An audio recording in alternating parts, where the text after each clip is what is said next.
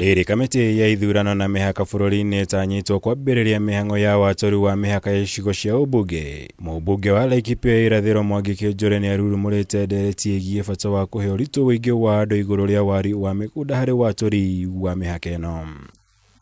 Agĩtetera rĩendekithia rĩake mbere ya kamĩtĩ ya mbunge ĩgiĩ watho na kĩhoto, Kiunjuri augĩte arongoreirie gũtabanĩria mogarũrũku gĩcunjĩ kĩa 36 kĩa watho wa IEBC nĩguo kũmathing'ĩrĩria kũhũthĩra gandari cia ica ikuhĩ cia wĩingĩ wa andũ mũgarũ na ũrĩa mekagĩrĩra kũhũthĩra wariĩ wa ithaka gũkĩringithanio na wĩingĩ wa andũ.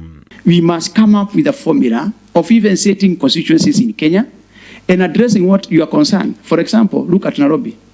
Nairobi have 18 constituencies. Nairobi cannot expand, but population expands. How are we going to do that in the future? If you still want to bring equality of vote, the weight of the vote. TJ Kajuang with 150,000 voters and a population of about 500,000 people.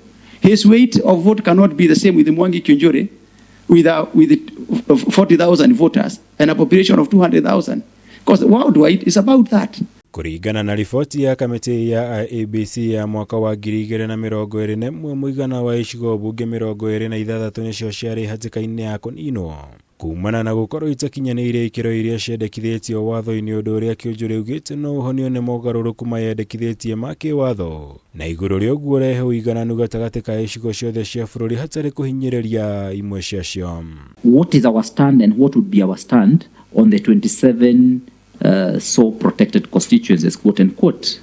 What is our thinking, especially because I think none of the 27 did end up meeting the quota or were within the threshold of 30% or the 40%. For example, let us take Nyeri as an example because Kagushia is here.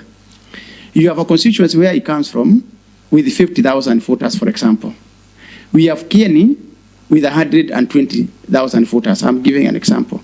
And Madera with 130. And we have a constituency in the same county that is threatened, Odaya. What we are saying, let's have this framework so that within the county of Nyeri, let us align those constituencies. Because they are falling under the same climatical, geographical features and area, whereby now there can be equality within Nyeri County. Watho ũyũ nĩ ũtanyĩtwo kũgucĩrĩria ndereti hiũ matukũ-inĩ tũrorete makĩria angĩkorwo kamĩtĩ ya JLAC nĩ kũhĩtũkia kũhũtamania mbunge-inĩ, kuona namba nene ya atongoria kuma gĩtarũ gĩa gatagatĩ wa bũrũri makoretwo magĩtetia formula ĩrĩa ĩhũthĩkaga ihinda-inĩ rĩrĩ makĩria harĩ ũgai wa kĩgĩna, ũndũ ũrĩa naguo ũngĩhutio na njĩra nene angĩkorwo watho ũyũ nĩ ũgakinyanĩra na ũguo kũmũrĩka mateta macio. Do you take into account that for boundaries and populations of counties, the role of IEBC is limited? If you go to Mandera, or Wajir, where other factors now comes in, geographical, means of communication, again, within those areas, you also have discrepancies. You have a constituency with 6,000, another one with 18,000. What you are saying, that Electoral and Boundary Commission go align them in the same county, so that those discrepancies within the counties are addressed. Rita rĩa mũico watũri wa mĩhaka watabanirio bũrũri-inĩ kwarĩ mwaka wa 2012. Noguo no nginya watũri ũcio ũngĩ ũtabanio mbere ya mwaka ũkĩte kũringana na gatiba.